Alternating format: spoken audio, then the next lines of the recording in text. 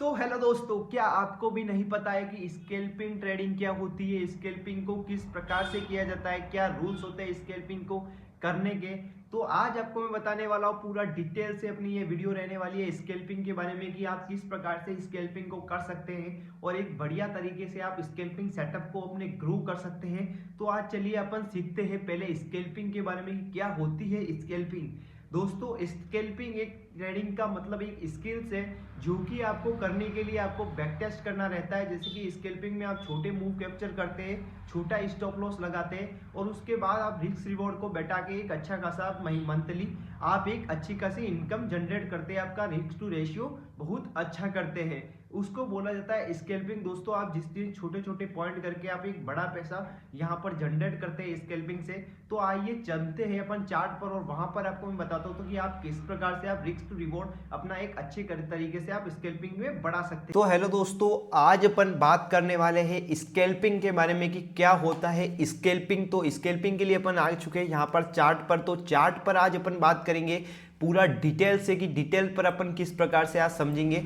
तो डिटेल से आपको मैं समझाने वाला हूँ स्कैल्पिंग को। तो स्कैल्पिंग के लिए आपको मैं बताऊं कि आप रिस्क टू रिवॉर्ड, आपको मैंने बताया था कि रिस्क टू रिवॉर्ड आपको, जैसे कि आप यहाँ पर अपना रिस्क टू रिवॉर्ड रख रहे हैं तो आप स्टॉप लॉस जो रखेंगे यहाँ पर कि वो छोटा सा आप स्कॉल पर रखेंगे। जैसे कि यहाँ पर आपको एक हैमर कैंडल दिखी 5 मिनट के टाइम फ्रेम पर, अभी बिटकॉइन का चार्ट चल रहा है तो यहाँ पर आपको मैं दिखा दूँ।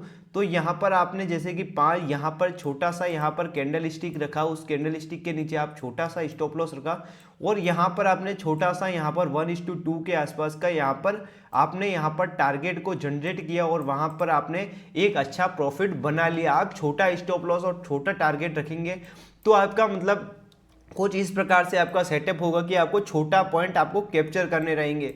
जैसे कि आपको यहाँ पर ईएमए क्रॉस हुई और वहाँ पर आपको मिला कि आप यहाँ से देख सकते हैं, जैसे कि हैमर कैंडल बनी, यहाँ पर इन्वर्टेड हैमर बनी।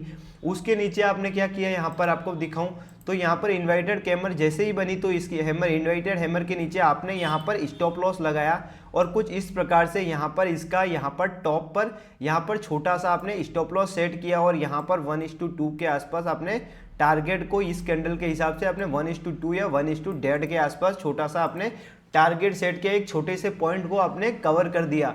स्कैल्पिंग को आप यदि 15 मिनट के टाइम फ्रेम पर नहीं, यदि आपको 1 मिनट के टाइम फ्रेम पर करना चाहते हैं तो भी कुछ इस प्रकार से आप कर सकते हैं। जैसे कि आपको ज़्यादा पॉइंट को कैप्चर करना है तो आपको छोटे टाइम फ्रेम पर आना रहता है। जैसे कि छोटे छोटे टाइम फ्रेम पर आप छोटे छोटे मूव को कैप्चर कर सकते हैं। जैसे कि आपको मूव को कैप्चर करना रहेगा, जैसे कि इस ईएमए पर आई, यहाँ पर हैमर ने कैंडल बनाई, यहाँ पर ऊपर की तरफ हैमर एक कैंडल बनाई तो इस हैमर के ऊपर का आपने यहाँ पर रखा स्टॉप लॉस इस कैंडल के नीचे और यहाँ से 1:2 के आसपास का आपने टारगेट को सेट कर दिया। कुछ इस प्रकार से आप देख पाएंगे। तो 1:2 के आसपास यहाँ पर लगभग 227 पॉइंट आपने कैप्चर किया और 113 पॉइंट का छोटा सा आपने स्टॉप लॉस रखा। कुछ इस प्रकार से ही आप स्कैल्पिंग में आपको रिस्क रिवॉर्ड बैठाना रहेगा। जैसे कि आपको मतलब पहले तो आपको मैं बता दूं, इसके रूल्स बता दूं। यदि आप ट्रेडिंग कर रहे हैं तो आपको स्कैल्पिंग में एक सबसे पहले बात ज़्यादा होता है वो होता है ओवर ट्रेडिंग। क्या होता है ओवर ट्रेडिंग? सबसे ज़्यादा यहाँ पर पार्ट ऑफ हिस्सा है यहाँ पर स्कैल्पिंग का। तो आपको सबसे ज़्यादा क्या करना रहेगा, ओवर ट्रेडिंग को सबसे पहले आपको कम करना रहेगा। आपको फिक्स करना रहेगा कि इनके रूल बता दो तो आपको यहाँ पर दिन की 2 ट्रेड करनी है, मतलब 2 ट्रेड से ज़्यादा एक भी ट्रेड नहीं लेनी है। मतलब आपको मतलब फिक्स कर लेना है कि सबसे फर्स्ट की आपको कितनी ट्रेड करनी है, दिन की 2 ट्रेड आपको करनी रहेगी।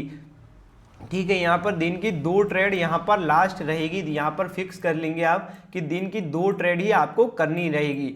उसके बाद आपको मैं दिखाऊं तो आपको जितना कैपिटल होगा, मान लो आपका 1 लाख का कैपिटल है, ठीक है, यहाँ पर आपका 1 लाख का कैपिटल है यहाँ पर। तो अब 1 लाख के कैपिटल में आपको क्या करना है, आपको टुकड़े कर लेने हैं। उस हिसाब से आपको लॉट साइज नहीं बनानी है, आपको सिर्फ एक लॉट साइज से प्रैक्टिस करनी है। आप यदि एक लॉट से कर रहे हैं तो आपको 1, 2, 3 महीने, 5 महीने, 1 साल तक आपको एक ही लॉट से ही करना है। उसमें आपको लॉट साइज कभी आप चेंज नहीं कर सकते। आपको लॉट साइज चेंज करना है, मान लो आपको यहाँ पर 3 लॉट से काम करना है तो आपको मतलब फिक्स 3 लॉट से ही डेली काम करना है। क्योंकि आप लॉट साइज को चेंज करते रहेंगे तो आपकी स्किल्स यहाँ पर कभी डेवलपमेंट नहीं हो सकेगी, आप एक अच्छे तरीके से आप ट्रेड नहीं कर पाएंगे। स्कैल्पिंग में सबसे ज़्यादा ये चीज़ें बहुत ज़्यादा रिस्क मैनेजमेंट के लिए काम होती है। आपको डेली इन चीज़ों को काम करना रहेगा, जो कि मैंने ऑब्जर्वेशन करके रखा है तो वो आपको मैं बता रहा हूँ। यहाँ पर आपको लॉट साइज को कभी कम ज़्यादा नहीं करना रहेगा, आपको एक ही लॉट साइज से आपको ज़्यादातर काम करने रहेगा। तीसरा रहेगा कि आपको यदि रिस्क रिवॉर्ड आप वर्क कर रहे हैं जैसे कि आपको, तो आपको रिस्क रिवॉर्ड मतलब ऊपर नीचे कभी भी आपको चार्ट चेंज कर रहे हैं आप ज़्यादातर, तो आपको रिस्क रिवॉर्ड को ध्यान रखना है 1:2 या 1:3, उसमें आपको सपोर्ट रेजिस्टेंस पर ही वर्क करना रहेगा। जैसे कि आप ईएमए पर देख रहे हैं तो आपको 1:, छोटा सा आपको जहाँ पर रिस्क रिवॉर्ड मिल रहा है, कहीं पर आपको छोटा मिल रहा है तो आप छोटा 1:1 लेके चले जाइए, बट आपको उस ट्रेड में से निकलना नहीं है। जैसे कि मार्केट आया, आप क्या करते हैं, यहाँ पर आपको मैं दिखाऊं, सबसे ज़्यादा अपन गलती करते हैं कि आपने यहाँ पर ट्रेड ली, थोड़ी सी प्रॉफिट में गई तो अपन ने यहाँ पर कट कर ली, फिर यहाँ से जाकर वो टारगेट दे देती है, या अपन ने यहाँ से ट्रेड ली, फिर यहाँ से वो लॉस तक आई, यहाँ तक आई, ठीक है, यहाँ से वापस अपन यहाँ पर कट करने, यहाँ पर स्टॉप लॉस पे कट नहीं करते, अपन क्या करते हैं यहाँ पर थोड़ा सा टारगेट में अपन यहाँ पर, उसके बाद टारगेट चला जाता है वापस से। तो कुछ इस प्रकार से आपको या स्टॉप लॉस जाना चाहिए या टारगेट जाना चाहिए। आपने जितना रिस्क रिवॉर्ड चैट लगाया रखा है उससे आपको यहाँ पर इनकार नहीं करना, आपको उसमें बैठे रहना है। सिर्फ उस ट्रेड में आप बैठे रहेंगे तो आपका रिस्क रिवॉर्ड एक बेस्ट हो जाएगा। आपको मतलब ट्रेड में बैठना सीखना रहेगा, ठीक है। तो ये चीज़ें सबसे ज़्यादा इंपॉर्टेंट रहती है, क्योंकि आपको यहाँ पर कैपिटल जितना लेके आते हैं उन चीज़ों, इन 3 चीज़ों को आप यदि सीख जाएंगे तो आप सबसे ज़्यादा परफॉर्मेंस आपकी अच्छी कर सकेंगे और आप एक बेस्ट तरीके से यहाँ पर स्केल्प कर सकेंगे। उसके बाद अपन को मैं बहुत सारे रूल्स बताता हूँ, यहाँ पर स्ट्रेटजीज बताऊँ तो स्ट्रेटजीज तो बहुत सारी है मार्केट में। आप जितना, जैसे कि आपको 1 मिनट में काम करें तो आपको 5 मिनट या 15 मिनट के चार्ट पर आना रहेगा। उसके बाद यहाँ पर आप यदि सपोर्ट रेजिस्टेंस बनाना चाहते हैं, जैसे कि आपको मैं बताऊं, तो यहाँ पर आप सपोर्ट और रेजिस्टेंस को बना सकते हैं। यहाँ पर टॉप पर आप जैसे कि यहाँ पर यहाँ पर इन कैंडल को देख के यहाँ पर आप लगा सकते हैं, जैसे कि यहाँ पर आप बना सकते हैं रेजिस्टेंस, कुछ इस प्रकार से आपका रेजिस्टेंस रह सकता है। यहाँ पर 2 बार टचेज यहाँ पर आएगा रेजिस्टेंस और सपोर्ट की तरह। उसके बाद यहाँ पर आपको मिल रहा है तो इस जगह पर आप रेजिस्टेंस और सपोर्ट बना सकते हो और इस जगह पर आप ऐसे रेजिस्टेंस और सपोर्ट बना सकते हैं। तो इसके बाद आपको टाइम फ्रेम को चेंज करना रहेगा, जैसे कि आपको 5 मिनट के टाइम फ्रेम पर आएंगे तो आपका सबसे ज़्यादा आपको वो जगह खाली मिलेगी जिस जगह पर आपने यहाँ पर बना रखा होगा, ठीक है। उसके बाद आप जितना 1 मिनट के टाइम फ्रेम पर आएंगे, यदि 15 मिनट के देख के आपको सबसे ज़्यादा अपॉर्चुनिटी इन पर देखने को मिलेगी। आप देख सकते हैं यहाँ पर अपॉर्चुनिटी बहुत सारी आपको देखने को मिलती है। इन चीज़ों के बाद आप यदि आप 1 मिनट के आप स्केल्प कर रहे हैं, आप 15 मिनट के टाइम फ्रेम पर आप लेवल को बना रहे और आप 1 मिनट पर काम कर रहे हैं स्केल्प में, तो वो सबसे ज़्यादा बेस्ट रहेगा। ये मैं आपको ऑप्शंस के लिए ध्यान रखना, ऑप्शंस कर रहे तो उसमें सबसे ज़्यादा आपको मतलब ध्यान रखना रहेगा, जो आपको ओटीएम की कभी भी मत लेना भूल के, आप कभी भी ओटीएम की यहाँ पर पोजीशन मत लेना, ना एटीएम लेना, आप सिर्फ आईटीएम में काम करना यदि आप स्केल्प कर रहे हैं तो दोस्तों। ये चीज़ें सबसे ज़्यादा खतरनाक होती है, क्योंकि आप ओटीएम में काम करेंगे तो ठीठा डीके होगा और आपको मूव इसमें आपका मन नहीं भरेगा और आएगा नहीं, इतना मूव फास्ट कैप्चर आप नहीं कर पाएंगे।